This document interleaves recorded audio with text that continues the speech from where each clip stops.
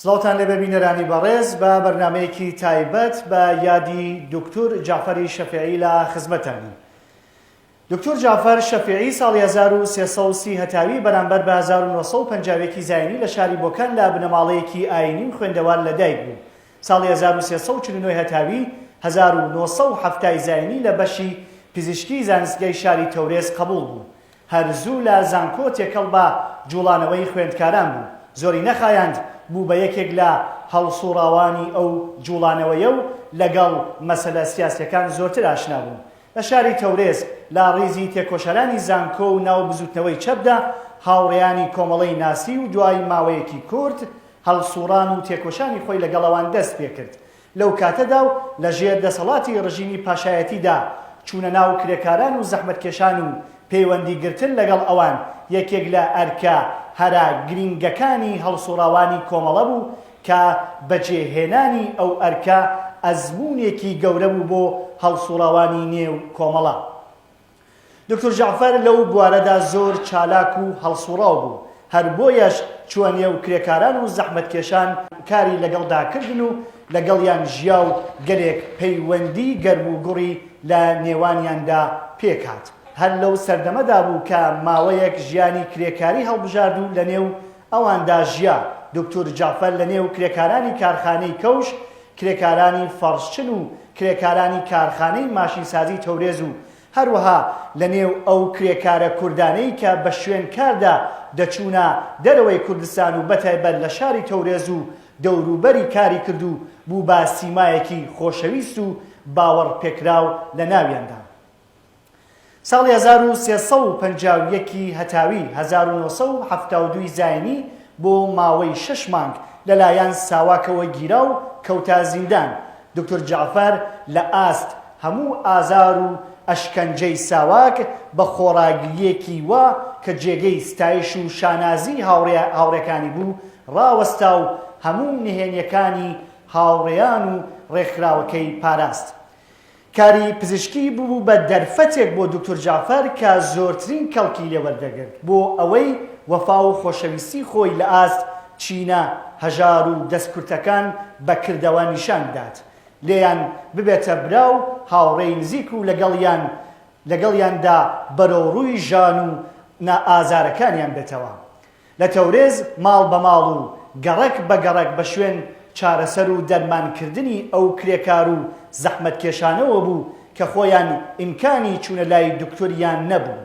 ساڵی 1357 هەتاوی 1970 زاینی دکتۆر جعفەر لەسەر ڕاستپاردەی کۆمەڵە لەگەڵ هاوڕێ سەعەد وەتەندوز چوو بۆ لای یەکێتی نیشتمانی کوردستان لەو دیوی سنوور و لەوێ هەم وەکو پێشمەرگە و هەم وەکو دکتۆرێک خزمەتی کرد. دکتۆر جعفەر کاتێک لەو سەفەرە گەڕایەوە گەلێک ئەزموون و دەستکەوتی پڕبایەخی لە شێوەیەکی تری شۆڕش و تێکۆشان لەگەڵ خۆی بەدیاری هێنایەوە. دکتۆر جعفەر لە ناو ڕیزەکانی یەکێتی نیشتمانی بە دکتۆر عەزیز ناسرا بوو. هاتنەوەی دکتۆر جعفەر هاوکات بوو لەگەڵ بەدیهاتنی ئاوات و ئارەزوەکانی ئەو سەدان و هەزاران شۆڕژگێڕی تر. ناڕەزایەتی جەماوەری بەرینی خەڵک خەریک بوو داهاتە سەر شەقامەکان. لە ماوەیەکی زۆر کەمدا دکتۆر جعفەر بوو بە ڕابەرێکی هێژا و لێزان لە مەیدانەکانی شۆڕشی جەماوەری گەلی کووردا و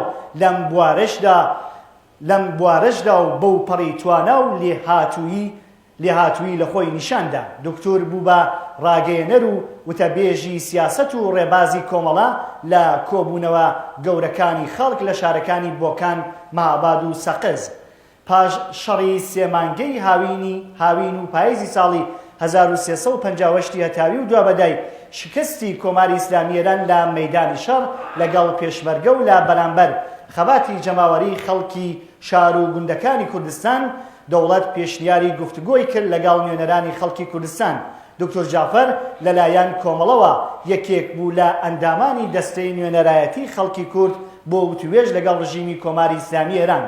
دکتۆر جعفەر هاوکات لەگەڵ کار و هەڵسوڕانی سیاسی لە شاری بۆکان نەخۆشخانەی گەلی دامەزراند و ئەو نەخۆشخانەیە بوو بە ناوەندێک بۆ پێشکەشکردنی دەرمان و خزمەتگوزاری پزیشکی بە خەڵکی شار و لادێ بەگشتی و بە خەڵکی دەستەنگ و هەژار بەتایبەتی. دکتۆر ساڵی 1360 هەتاوی لەگەڵ مەلەکە مستەفا سوڵتانی ژیانی هاوبەشی پێکەنە و بەرهەمی ئەو پێکەوە ژیانە هاوبەشیە کورتە کچێک بوو بە ناوی بەیان کە بەداخەوە بەیانیش لە ساڵی 2016 زاینی گیانی لەدەستدا. دکتۆر جعفەر نووسەر، سیاسەتداڕێژ و تێکۆشەرێکی توانا و لێهاتوو بوو و ساڵانێکی زۆر گوتاربێژ و بەرپرسی بەڕێوەبردننی ڕادیۆی کۆمەڵا گۆواری پێشڕە و دەستگاکانی ڕاگەاندنی کۆمەڵە بووە. دکتۆر جعفەر لە ساڵی 1358 هەتاوی تا کۆتایی ژیانی ئەندامی کومیتەی ناوەندی کۆمەڵە بوو. بەداخەوە دکتۆر لە حوتی خەزەڵوەری ساڵی 1366 هەتاوی بەرامبەر لەگەڵ 29 ئۆکتۆبری 1970 زاینی گیانی ئازیزی بەخت کرد. بەڵێ بینەرانی خۆشەویست بۆ باسی زۆرتر لەسەر تایبەتمەندی مبارزاتی و ژیانی دکتۆر جعفەر شەفیعی هاوڕێ ئیسماعیل سوڵتانی پێشمەرگەی دێرین و یەکێک لەو پێشمەرگانەی کە چەندین ساڵ لەگەڵ دکتۆر جعفەری شەفیعی لە کوردستان بووە و توێژێک ئەنجام دەدەین. هاوڕێ ئیسماعیل بەخێر بێیت بۆ ئەم بەرنامە تایبەتە. سپاس دەکەم. هاوڕێ ئیسماعیل سەرەتا بۆمان باس بکە کە چۆن لەگەڵ دکتۆر جعفەر ئاشنا بووی تا چ کاتێک لەگەڵ دکتۆر جعفەر بوونیەوە؟ سڵاو لە گیانی پاکی تەواوی شەهیدانی ڕێگای ئازادی و ڕزگاری کوردستان. ئاشنایەتی من لەگەڵ دکتۆر جعفەری شەفیعی دەگەڕێتەوە بۆ دەمانەی کە ئێمە لە پێشدا علەتەوەی کە لە منتەقەیەک بووین ماڵەکەمان لە منتەقەی قەڵای سەرداری دەوروبەری بۆکان بوو، نێوبانگیم بیست بوو. ئاشنایەتی نزیکم دەگەڕێتەوە بۆ دەورانی ئینقلاب. ئێمە بەهۆی ئەوەی کە من لەگەڵ شەید حسێنی مستەفازادە کە پەیوەندی بوو لەگەڵ دکتۆر جعفەر ئێمەشی لەگەڵەوە ئاشنا کرد. لە گەڕانەوەی دکتۆر جعفەر دوای سەفەرەکەی کە بۆ عێراق کرد بوو بۆ کوردستانی باشووری کرد بوو، هاتەوە لە نزیکەوە ڕێبەرایەتی تەزاهوراتەکان و خۆپیشاندانەکانی بەرزدی ڕژیمی شای دەست پێکرد. ئێمەش وەک شاگردێک لە خزمەتیدا بووین لە تەواوی تەزاهورات و خۆپیشاندانەکاندا لە پێشەوە بوو، لە سەفی پێشەوە بوو، بووە هۆی دڵگەرمی خەڵک لە تەواوی تەزاهوراتەکاندا. ئێمەش وەک کەسێک کە قبولمان کرد بوو وەک ڕاهبەری خۆمان تەواوی دەستورەکانمان ئیجرا دەکرد و لە نزیکەوە ئاشنایەتیمان پەیدا کرد لەگەڵ دکتۆر جعفەریش. هاوڕێ ئیسماعیل ئەو تایبەتمەندانەی کە دکتۆر جعفەر بوو چی بوو کە وای کردبوو خەڵک لە شۆڕشی گەلانیەدان لە ساڵی 1357 لەو کاتێک کە خەڵک ڕژانە سەر شەقامەکان لە شارەکانی ماباد و بۆکان و سەقز دڵ بە دکتۆر جعفەر خۆشکەن؟ ئەم تایبەتمەندیانە چی بوو وای کردبوو بە دکتۆر جعفەر کە خۆشەویستی هەموو خەڵک بوو لە کوردستانی ڕۆژهەڵات؟ دکتۆر جعفەر سەرڕایەوەی کە دکتۆرێک بوو دەرمانی دەردی نەخۆشەکانی دەکرد بۆ خۆی لە نەزەر ڕۆحی ڕەوانیەوە کەسایەتیەکی بوو کە دڵگەرمی دەدا بە خەڵک، بە پێشمەرگەکان، بە کەسایەتێک بۆ خەڵکانی کە لە دەوروبەری بوون. هەر ڕابەرانی کۆمەڵە هەمیشە لە سەفی پێشەوەی شۆڕشدا بوون، هەر وەک کاک حەمەحسەینی کەریمی یادی بەخێر کە ئەویش بۆ خۆی لە جەرەیانی بەرەنگال بوونەوە لەگەڵ ڕژیمی پاشایەتیدا ژیانی بەخێر کرد. دکتۆر جعفەریش هەمیشە لە پێشەوە بوو، هەر ئەوە بووە هۆی ئەوەی کە خەڵک متمانەیەکی چاچیان بە دکتۆر جعفەر پەیدا کرد و ئێمەش وەک کەسانێک کە لە دەوروبەریە بووین وەک ڕاهبەرێکی خۆمان قبوڵمان کرد و ئەوەش بوو بە هۆی ئەوەی کە خەڵک لە نزیکەوە دکتۆر جعفەریان ناسی لە سەفی پێشەوەی مبارزاتدا بوو. ئەوانش تایبەتمەندیەک بوو کە کەم ڕاهبەر دەتوانێت ئاوا بێت لە دنیا و دڵی خەڵک و بەتایبەت زەحمەتکێشاندا، چونکە تەواوی کار و بار و فکر و زکری خۆی ئەو خزمەت بە زەحمەتکێشان بوو، حەولی دەدا کە لە نەزەر نەخۆشیەوە لە نەزەر کەمبوونی ماڵیەوە سەردانی دەکردن و ئەوانە بوو بەهۆی ئەوەی کە خۆشەویستێکی گەورەی پەیدا کرد بوو بە کەسایەتێکی نێودار لە نێو شۆڕشی کوردستاندا بەتایبەت بۆ کۆمەڵە. هاوڕێ ئیسماعیل بیرەوەریەکتان هەیە لەو کاتێک کە دکتۆر جعفەر سەردانی نەخۆشەکانی کردووە یا نەخۆشیەکی تیمار کردووە دەرمان کردووە، بیرەوەریەکتان هەیە لەو کاتە لەو سەردەما؟ دکتۆر جعفەر خەڵکی بەلاوە زۆر مهم بوو، گرنگ بوو بۆ ئەو خەڵک ڕێزلێنان لە خەڵک احترامگرتنی خەڵک بە دەرد و مەرگی خەڵکەوە لە سەروی هەموو شتێکەوە بووی ئەوەی کردبووە سەرلەوحەی زیندگی و شۆڕشی خۆی. لە یادمە کە ساڵی 58 کە خەڵخاڵی هات بووە منتەقەی سەقز و بۆکان کەسانێکی زۆر لە پادگانی سەقز بەداخەوەی ئەعدام کران، 3 کەسی بۆکانی تێدا بوو.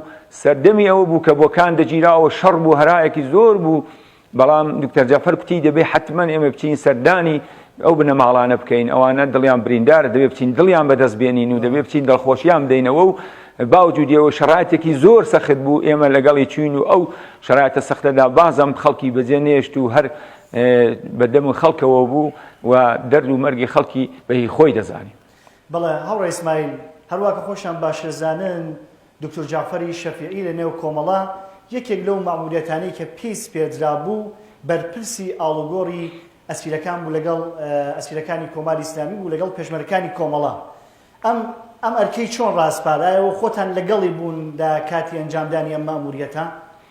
بەڵێ من لەگەڵی بووم لە منتەقەیەکی سەخز بوو لە بینی سەخز و وەکاندا بوو ئێمە چەندین ئەسیرمان پێ بوو لەگەڵ ئەوانەی خۆمان دەمانگۆڕیەوە لەگەڵ ئەوانەی دەوڵەت باوەڕکە ئەو دەمەی کاسیرەکانمان بەڕێ دەکردن ئەوانەی دەوڵەتی زیاتر ماچ دەکرد کە ئەوانەی خۆمان ماوەردەگرت دەدانە بەدانە دەمانگۆڕینەوە ئەوانەی دەوڵەت کە تەحویلمانداوە ئەوانی زیاتریش ماچ دەکرد تا ئەو پێشمەرگانی خۆمان کە دەمانگرتنەوە بەش ڕوویەکی خۆشەوە بوو باوشی پێدا دەکردن زۆر بە گەرمی گۆڕی. یەکێک لە شتەکانی دکتۆر جەعفەر وەفاداری بوو، خۆشقەولی بوو، وەفای بوو، ئینسانێکی سادق و دروستکار و وەفادار بوو. قەولی دابوو بە بەرپرسێکی ئەو کۆماری ئیسلامی کە دەهات کەسەکان بگۆڕێتەوە لەو دەراغە و کاوچۆیانە کە تەڕ نەدەبوو لەو خەشابانە کە قەولی پێدابوو بیداتێ کە گەیشتی ناوێ پێشەوەی دەست پێ بکەن وتی ئیسماعیل خۆ من ئەو شتەکەم لەبیر چووە چ بکەم قەولم بەو کابرایەدا و کۆرتمان خەیناکە قەولت پێداوە دیجا چێ کوردی نابێت بە قەولەکەم بەرمەسەر حتا وەفاداریەکەی وا بوو ڕازگۆیەکەی وا بوو سەداقەتەکەی وا بوو نسبەت بە دوژمنانی خۆشی هەروە وەفاداری دەکرد هەر سەداقەتی دەنیشان دەدا وا بوو ئێمە کردمانە شۆخیش کتمان دەبێت لە باتی دانەیەک دوو دەراغمان دەیجار دەدەینێ ئاوا منزورەوە بوو سەداقەت و پاچی و ڕازگۆیی کاری دکتۆر جەعفەر بوو سەرکردەیەکی ئاوا ڕازگۆ بوو ئاوا لە پێشەوە بوو هەمیشە و بۆ کاروباری کۆمەڵە. بەڵێ زۆر سپاس بۆ هاوڕێ ئیسماعیل سوڵتانی پێشمەرگەی دێرین و یەکێک لە ئەو پێشمەرگانەی کە چەندین ساڵ لەگەڵ هاوڕێی گیانبەخت کردو دکتۆر جعفەر شەفیعی لە کوردستان بووە. بیدەرانی خۆشەویست بەم جۆرە گەشتینە کۆتایی ئەم بەرنامە تایبەتە تا کاتێکی